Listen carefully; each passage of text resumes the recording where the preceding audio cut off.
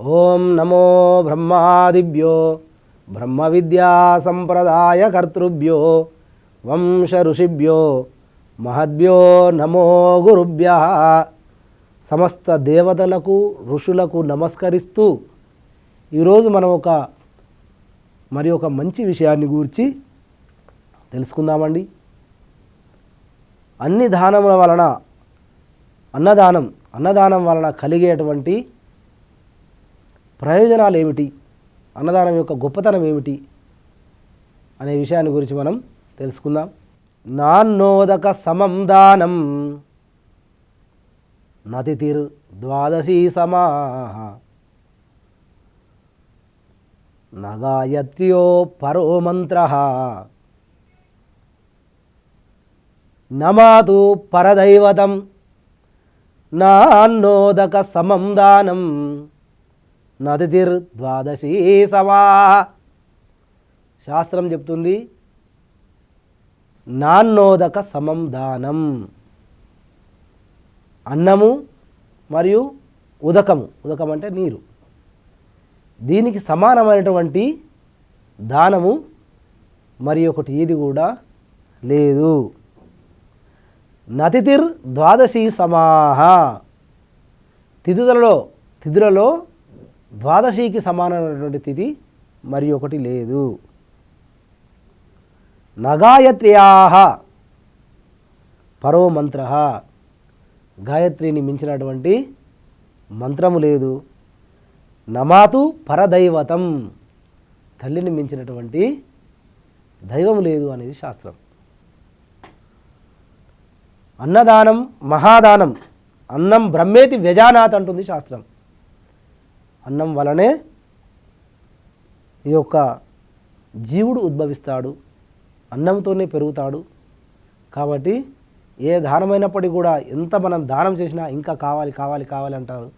అదే అన్నం అయితే తనకు సరిపోవు, తినగానే ఇంకా నాకు వద్దు ప్రభు అని, ఒక ముద్ద ఎక్కువ పెడదామన్నా కానీ వద్దు ప్రభు అని చెప్తారన్నమాట. అలాంటి గొప్పనటువంటి దానం అన్నదానం. ఎందుకు అంటే అన్నంతో జీవుడు నిలబడతాడు.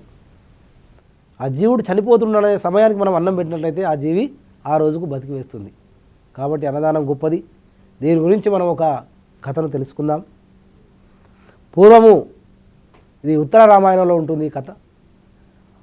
అగస్త్య మహర్షుల వారు శ్రీరాముని వద్దకు వస్తూ ఉంటారు. మార్గ మధ్యంలో సంధ్యా సమయం అవుతుంది. వారు పక్కన ఉన్నటువంటి నదిలో స్నానం చేసి అగస్త్యుల వారు అక్కడ సంధ్య వార్చుకుంటూ ఉంటారు. అదే సమయంలో ఒక పుష్పక విమానంలో ఒక మహాపురుషుడు వచ్చి ఆ నదీ తీరంలో ఆ పుష్పక విమానం దిగి తను వెళ్ళి ఆ నదిలో ఉన్నటువంటి ఒక మనుష్య శరీరాన్ని, కుళ్ళిన శరీరాన్ని తిని తను మళ్ళీ వెళ్ళిపోతూ ఉంటాడు.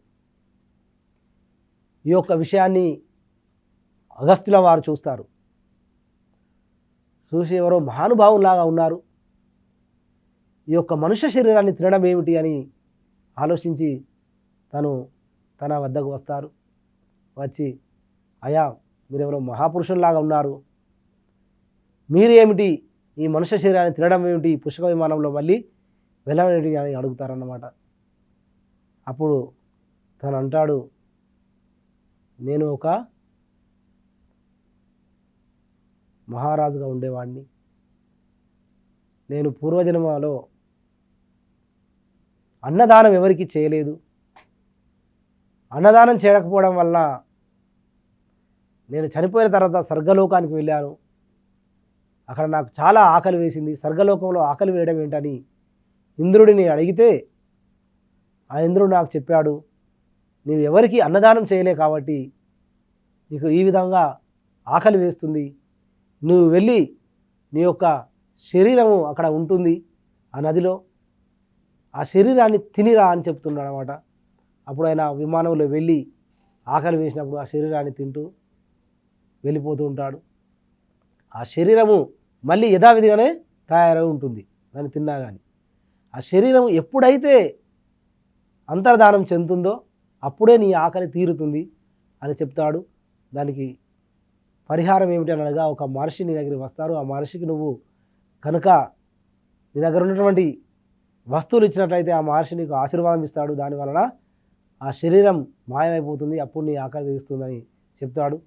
అందుకే నేను ప్రతిరోజు కూడా ఆకలి వలన వచ్చి ఈ శరీరాన్ని తింటున్నాను అని చెప్పగానే అప్పుడు అగస్త్యుల వారు వీరెవరో మహానుభావుల్లాగా ఉన్నారు, నా దగ్గర ఈ ఆభరణాలు ఉన్నాయని చెప్పి ఆ రాజుగారి వద్ద ఉన్నటువంటి ఆభరణాలను తీసి అగస్త్యుల వారికి ఇస్తారు. అగస్త్యుల వారు ఆ యొక్క ఆభరణాలను స్వీకరించగానే తన యొక్క శరీరం అంతా కూడా అంతర్ధానం చెందుతుంది. వెంటనే తన ఆకలి మొత్తం కూడా తీరిపోతుంది. తను ఆ యొక్క అగస్త్యుల వారికి నమస్కారం చేసి ఆ యొక్క ఇంద్రలోకానికి మళ్ళీ స్వర్గలోకానికి వెళ్ళిపోతారు. ఈ విధంగా అన్నదానం వలన చాలా ప్రయోజనం ఉంది. కాబట్టి అన్నదానం మహాదానం. అన్నదానాన్ని మించినటువంటి దానం ఈ లోకంలో మరి ఒకటి ఏమి కూడా లేదు. నీవు పెట్టినటువంటి అన్నాన్ని స్వీకరించి ఎవరైతే మంచి పని చేస్తారో ఆ మంచి పనిలో ఆ పుణ్యఫలం కూడా నీకు చేరుతుంది. ఒక జీవుని మనం బతికించిన వారం అవుతాము, ఆకలితో ఉన్న జీవుని. కావున అన్నదానం అనేది ఎప్పుడైనా అన్ని దానాల్లోకి వెళ్ళా గొప్పనటువంటి దానం అన్నదానం. అన్నదానానికి మించినటువంటి దానం మరి ఏది కూడా లేదు.